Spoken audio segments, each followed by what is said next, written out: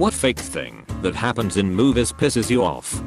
Digging graves in wooded areas. There are fucking roots everywhere. You can't dig a 6-foot grave with a pair of shovels in an hour. That shit takes time. 18V reciprocating saw plus a few cheap 8-10-inch blades. Shove it in the dirt and cut around the border of where you are going to dig. Crisscross an X into the area once. Done deal. Saved hours when digging in my heavily wooded yard. Addendum, saw safety still applies. So always wear gloves and don't aim the back end of the saw at your goodies in case of kickback.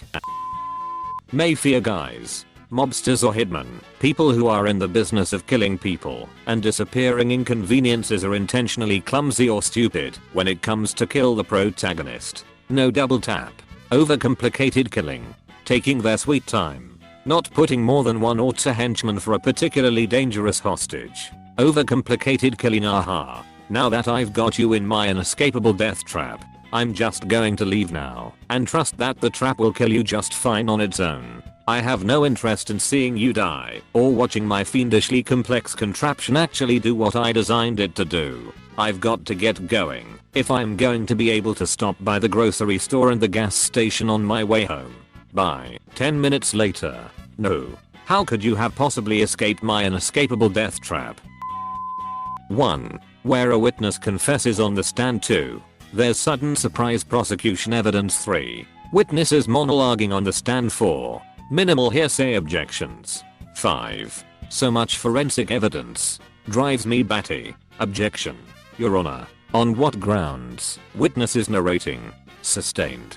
// movie over. Your Honor. I object. Why? Because it's devastating to my case. Overruled. Good call.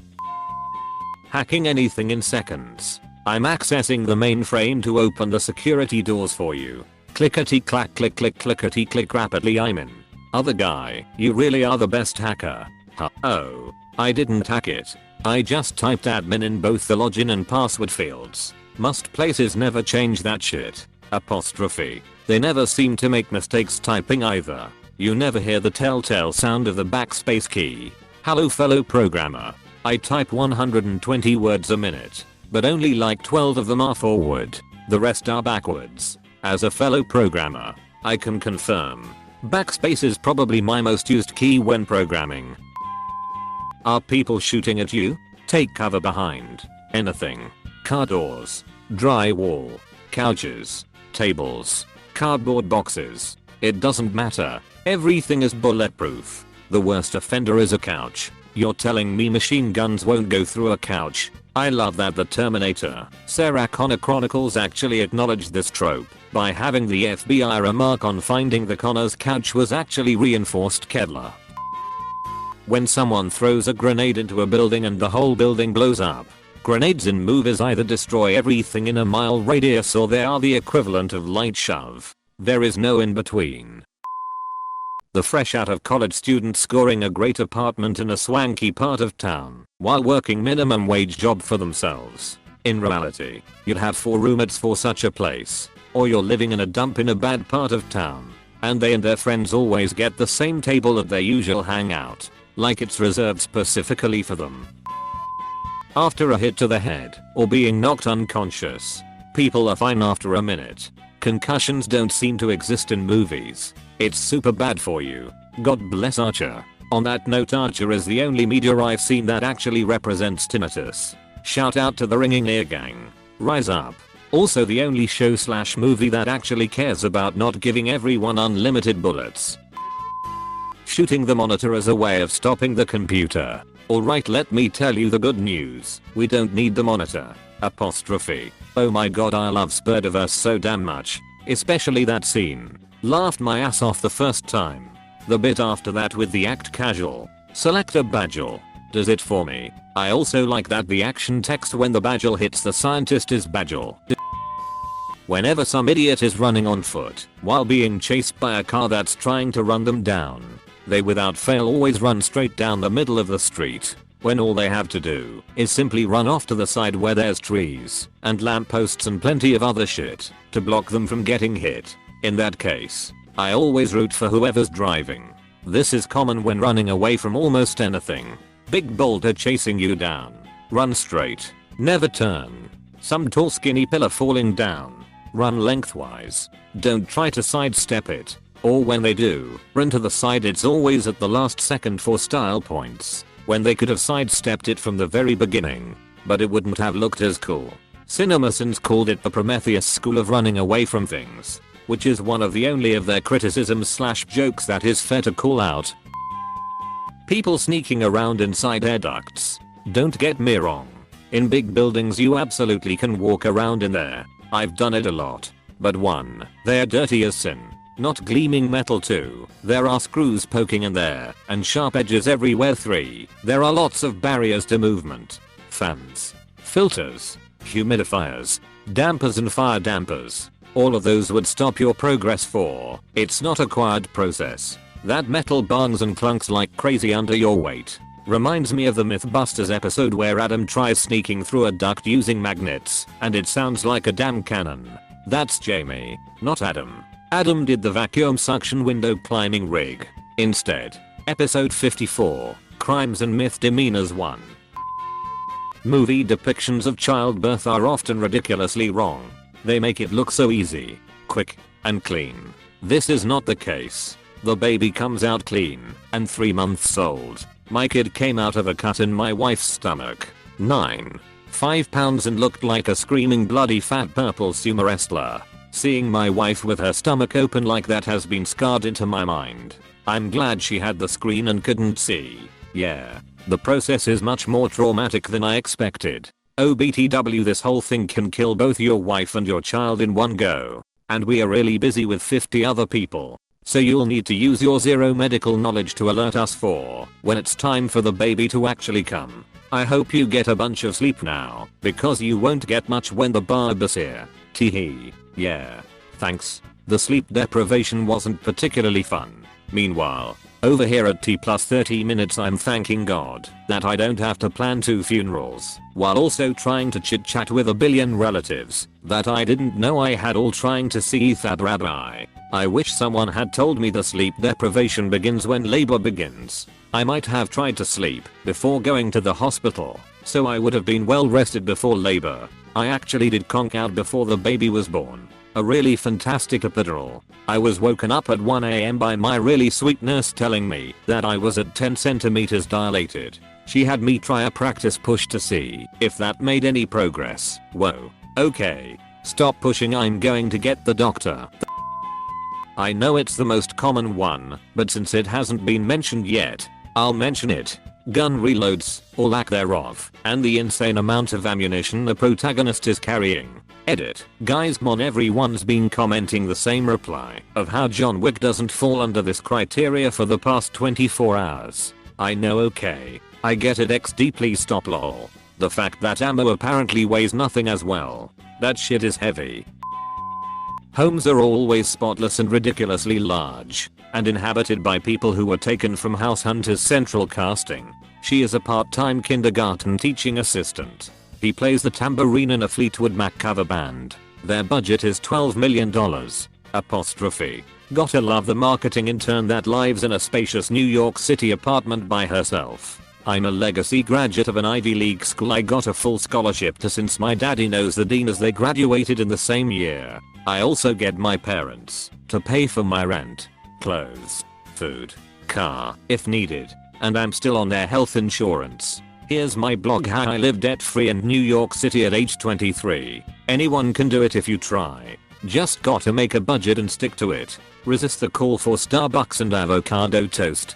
If you can't make it, just get a second job working for your mom's multi-million-dollar marketing firm for some spending money. This blog was sponsored by Raid Shadow Legends. In the before times, my husband was very involved in the New York City comedy scene, and he was getting known.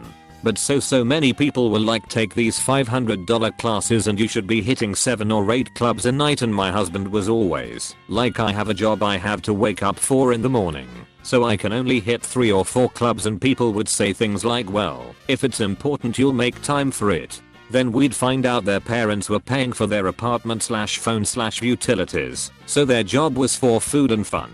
It's a lot easier to live if you need your job to only pay for like 1/3 of your living expenses. Fire, lava, etc. has no heat, people can be suspended over a volcano, or in the case of The Hobbit, surf on molten metal and no one gets so much as a blister. Add to this, characters falling into the lava and sinking like it's just glowing yellow pudding. Setting aside that they'd probably actually burst into flame and steam on contact, if not before. Lava still has the density of rock. You ain't gonna sink into that. Don't forget that it's okay to breathe the superheated gases coming from the lava too. Superheated poisonous gases. Don't forget that part. There is very little oxygen down there. I always thought it would be extremely hot near lava, but I never considered gases.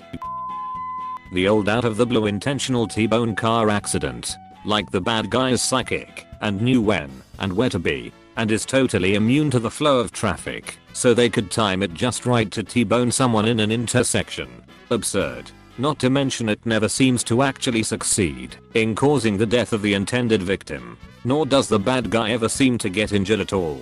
Close bracket. I wonder how many times the bad guy missed trying to do that before. Like he sets up his run for the T-bone, but doesn't realize the intended victim stopped at a previous red light or stop sign, so the timing was all off. Stops semi-trailer at green light, honk, fuck off. I'm waiting to T-bone somebody.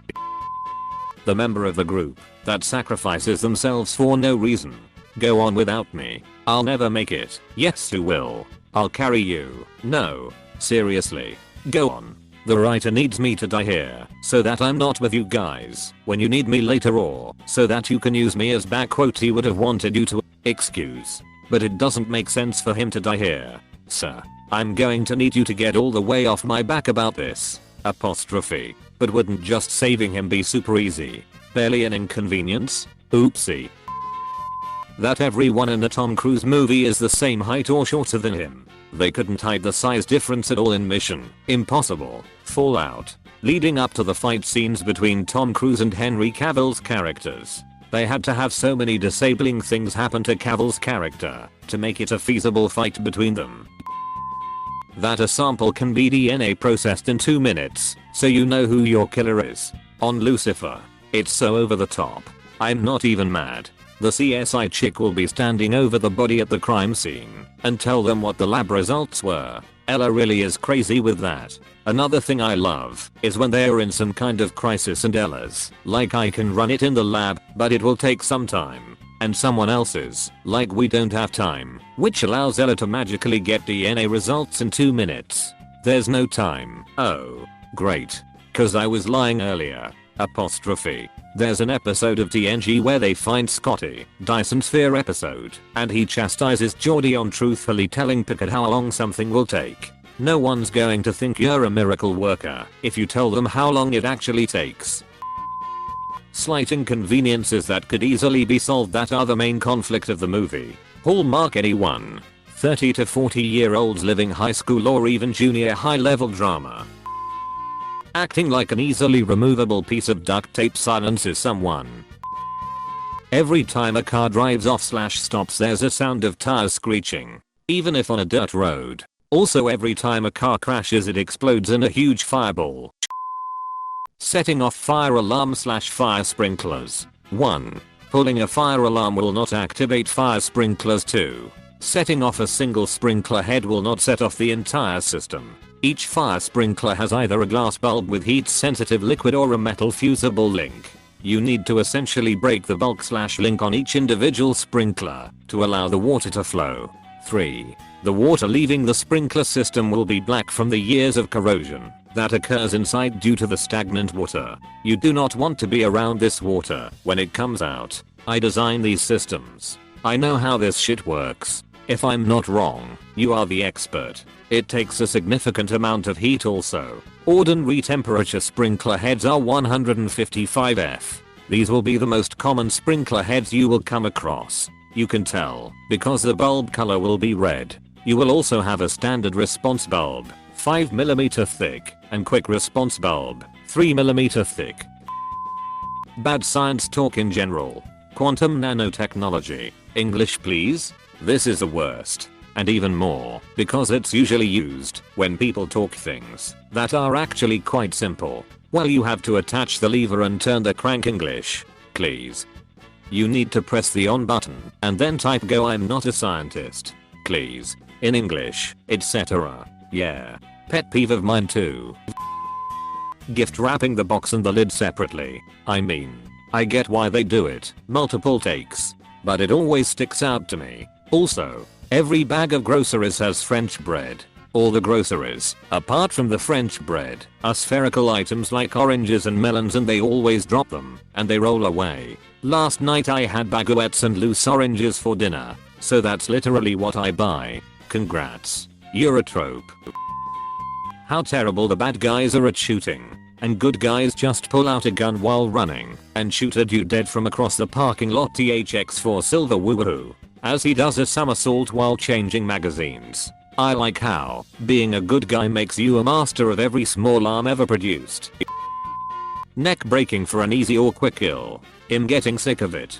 Careful how hard you roll your eyes at that stunt. I saw a movie where a guy broke his neck doing that once. In British soaps, which are shite in general, everyone goes to the pub every day but no one ever gets drunk. They also order a pint, take one sip, and then just leave. Okay. But please tell me that your quaint country village is really a high society murder mills though. I've watched enough BBC TV to know they're the most dangerous place on earth. Sounds like Midsomer murders to me. My mother is constantly frustrated by the fact that Midsomer still has any people left in it considering it's a small area and an average of at least 3 bodies are dropped every episode. Maybe the lead actor is a serial killer? EMTs/doctor/random hero person using a defibrillator on a person that has flatlined. That is not how it works. You shock a flatline and all you do is make the patient even more dead.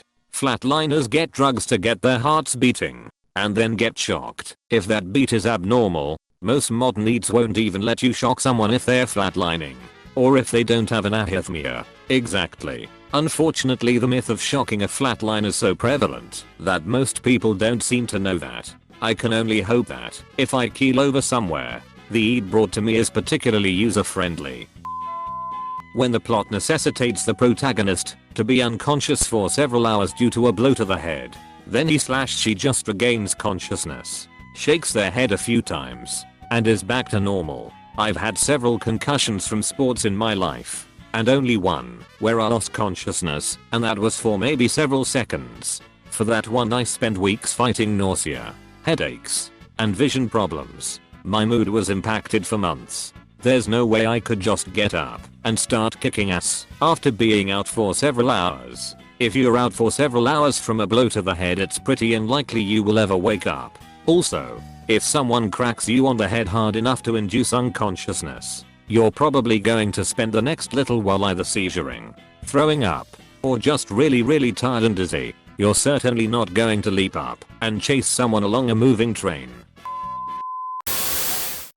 If you are new to TattleTale TV, please subscribe. We have new videos every day. Stay tuned for more coming up next.